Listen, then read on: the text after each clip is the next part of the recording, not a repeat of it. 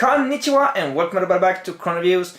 It's time for yet another Jurassic World Fallen Kingdom human figure review, and this time it's Claire and Stegosaurus. This one was just like both the other Owen figures. I was unsure, should I get it, should I not get it, do I need another Claire? It's basically the same figure with another color of the coat, but in the end, why the hell no? Why the hell not? I mean, look at it. This gives me a Jurassic Park vibe, like the yellow raincoat. It made me like it, that it gives me that Jurassic Park vibe. Even though she never had this yellow coat in the movie. I mean, it could represent the brown coat she had in the beginning of the movie, but I doubt it, because it's more like this is field gear and stuff like that. And there's also this green little Stegosaurus, looks nice. It's probably a miniature adult Stego, just like the mini action dinos, but it could work as a juvenile as well.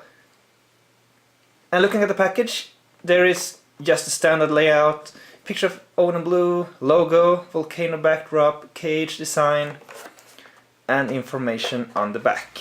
Alright, here is Claire and Stegosaurus out of the package, and just as I said, I like this Claire for giving the Jurassic Park vibe with the yellow coat, but in general it's not accurate because she never had one in the movie, but I think it's cool nonetheless.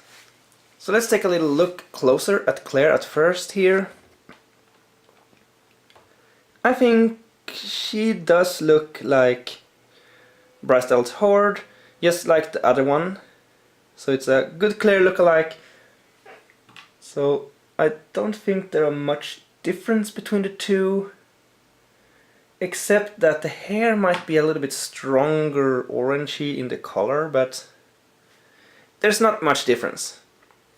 And the coat is the same sculpture, just a different color, and the rest of the figure, as far as I can tell, are pretty much identical. Maybe the pants are slightly darker. I'll compare when I'm having them side by side in a bit. Let's see here. Articulation. The head is...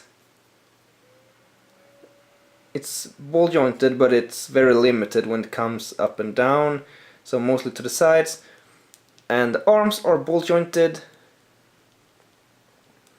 And there are elbow joints. And you can turn the torso, and these are flexible plastic, so it will not stop the legs, which is also ball jointed. And there's also knee joints. I think the legs are slightly bent somehow, so she does not stand well. Like, there we go. She also has some sort of field gear or tablet. I think it is for when they are in the control room to locate species and stuff, or maybe for getting in and out. It's hard to explain, I don't know the exact name, but it's some sort of field gear or analytics table or whatever sort of thing. I think it's a quite nice accessory, and it fits the character nicely as well. Maybe it would also go well with Franklin. And also there is a mini Stegosaurus. This one is probably supposed to be a miniature of an adult Stegosaurus, given the proportions of the small head and all that. But it's easy to just see it as a sort of juvenile as well if you have imagination. And I actually prefer this one colors over the standard Stegosaurus, the mini Stego.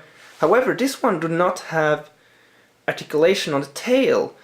I think it's actually quite interesting that they choose to make a totally new sculpture when they could basically save production costs by making a repaint of the old one. So before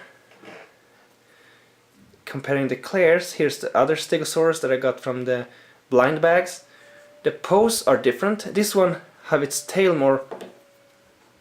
the tail is more higher up, so it have raised its tail higher.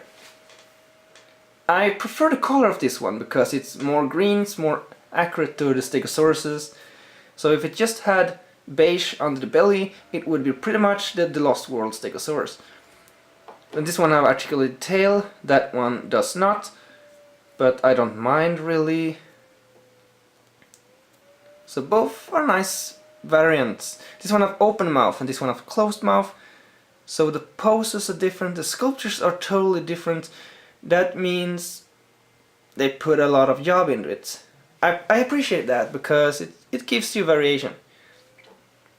But I like this one more than this one, even though the articulation are a nice extra. So putting that aside, let's put it over here. See, she can probably hold the field gear by holding here. I suppose she could. I'm not 100% sure now. Or just hold it like this, maybe.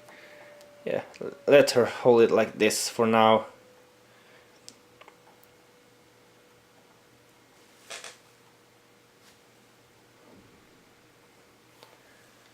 There we go.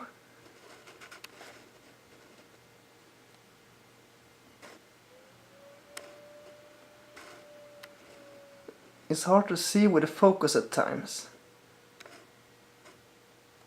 Yeah, I'll take my chances at that. So here we have the other Claire, the story pack that came with the gyrosphere.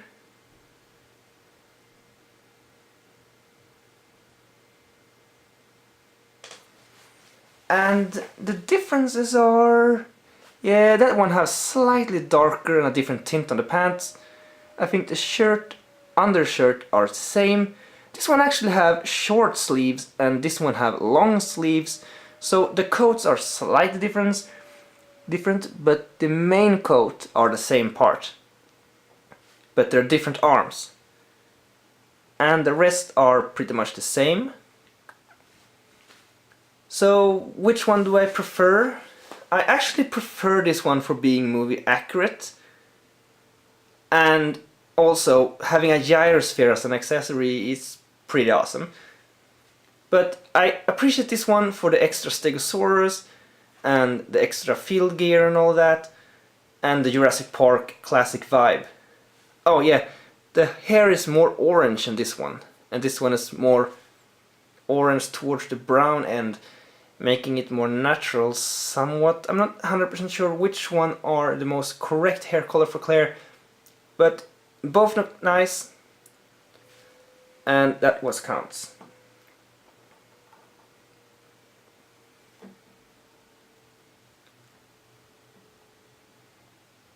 So which Claire do I recommend the most? It's probably up to you if you want the gyrosphere or not, and how movie accurate you want the figure to look. Because if you want movie accuracy, go for the gyrosphere Claire, the story pack. And if you don't care and don't want the gyrosphere and just want the Claire figure and maybe some accessories, this one is the one to get. I like both for different reasons. So I think I will conclude it at that. So I hope you found the review useful and that you might consider getting one. So until next time, take care and sayonara.